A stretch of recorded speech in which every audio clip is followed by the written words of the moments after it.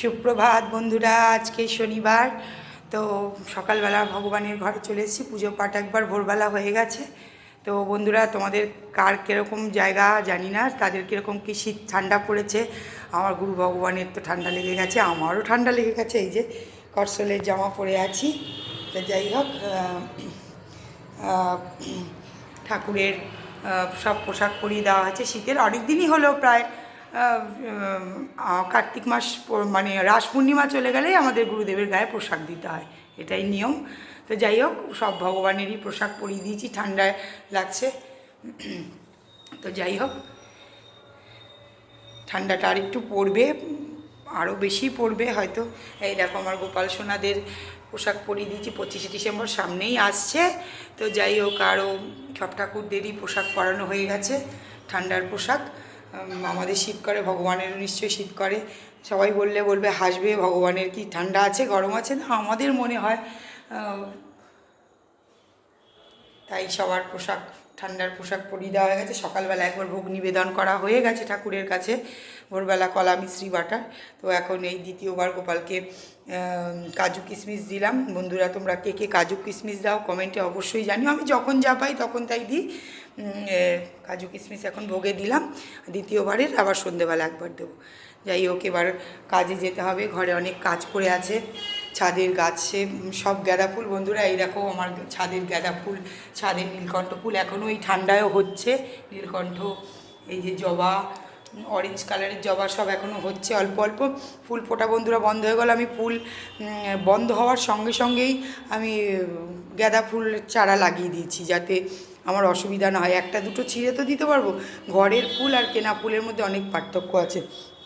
যাই হোক, দেখি ছাদে ফুল গাছে অনেক ফুল তো হয়েছে। তো সব ছিঁড়তে ভালো লাগে না, তা সব ছিঁড়তে ভালো লাগে না, দুটো একটা ছিঁড়ি। দেখি, পুজো হয়ে গেছে, কালকের জন্য আর একটু তুলে রাখবো। দেখাই তোমাদের,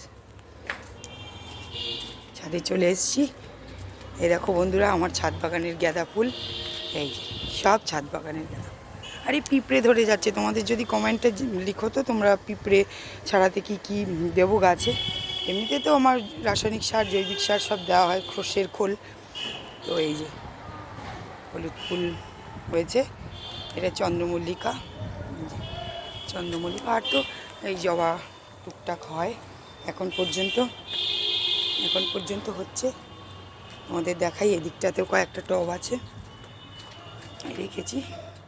দেখো বন্ধুরা, প্রত্যেকবারই করি, তো এবার একটু কম করা হয়েছে মায়ের শরীরটা খারাপ বলে। আর ধনে পাতাও খানিক হয়েছে, লাগিয়েছি বীজ ভিজিয়ে। তো এই হলো আমার মোটামুটি ছাদ বাগান। আর তোমরা তো আগেই দেখেছো, তা একটা দুটো ছিঁড়ি, রোজ ছিঁড়ে পুজো দিই। তো যাই হোক, তো আমার ছাদ বাগান আর আমার গুরুদেবের ভগবানের শীতের পোশাক পরানো তোমাদের কেমন লাগলো? আমি তোমাদের তো বলি, টুম্পার রোজনাম চা আমার ব্লগ। তোমরা অবশ্যই ভালো লাগলে লাইক কমেন্ট শেয়ার করো, এবং কার কী মনে হলো জানিও অবশ্যই। ঘরে বসে সব করি, তো তোমাদের সাপোর্ট পেলে পরে আরও ভালো লাগবে।